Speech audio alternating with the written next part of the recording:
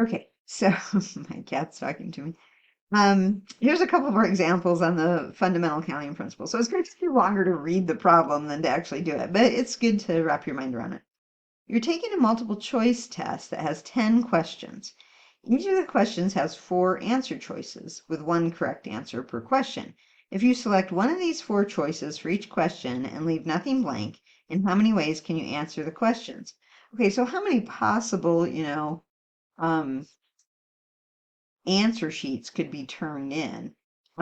You've got 10 questions, right? So 1, 2, 3, 4, 5, 6, 7, 8, 9, 10. 10 questions. Okay, how many choices are there for the first one? 4. The second one, 4. Third one, 4. Okay, this is just going to be a bunch of 4s, right? Every question, there were 4 choices. Okay, there's 10 of them. So what does that mean? Remember, we're multiplying these. So that means 4 times 4, that's 4 a bunch of times. 4 to the 10th power. Well, what does that equal? I'm going to get a calculator because my calculator will do that. 4, let me clear that. 4 to the power of 10. Let's see. We've got 1, 0, 4, 8, 5, 7, 6.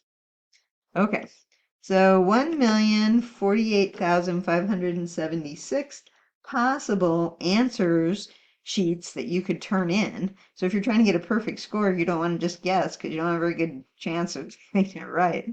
Okay, so you have to study for those tests. All right, telephone numbers in the United States begin with 3-digit area codes. Okay, so you have an area code,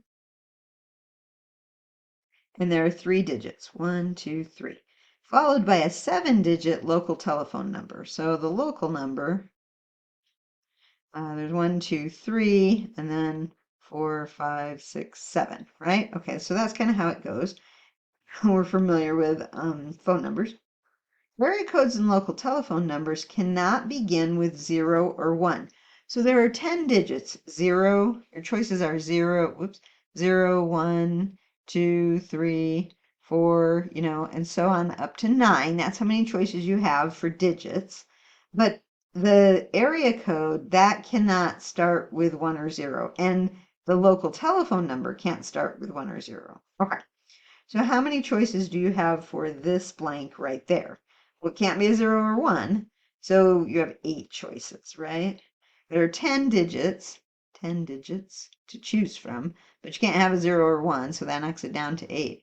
Okay, then how many for the second number? Well, you can have a 0 or 1, so there are 10 choices there, 10 choices there. Now go to the local number. Well, you've got an 8 here, and then you're going to have 10s times all the other ones. Because, oh, I'm sorry, the local number can't start with 0 or 1 either. But then the rest all have 10 choices. Okay, so what have we got here? A bunch of 10s and an 8. So 8 times 8, we know that. And then you have 1, 2, 3, 4, 5, 6, 7, 8. So 10 to the 8th power. So 64, right? Okay, 64. And then you're going to have 10 to the 8th power, which is 8 zeros. So 1, 2, 3, 4, 5, 6, 7, 8. Put the commas in. Start at the right and go back 3 to put in the commas. So what is that? 6,400,000,000? Okay, that's a lot of phone numbers. And then what happens if you run out of phone numbers? You have to get a new area code.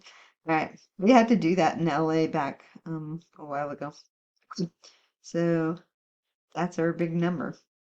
That's how many telephone numbers you could have in an area code.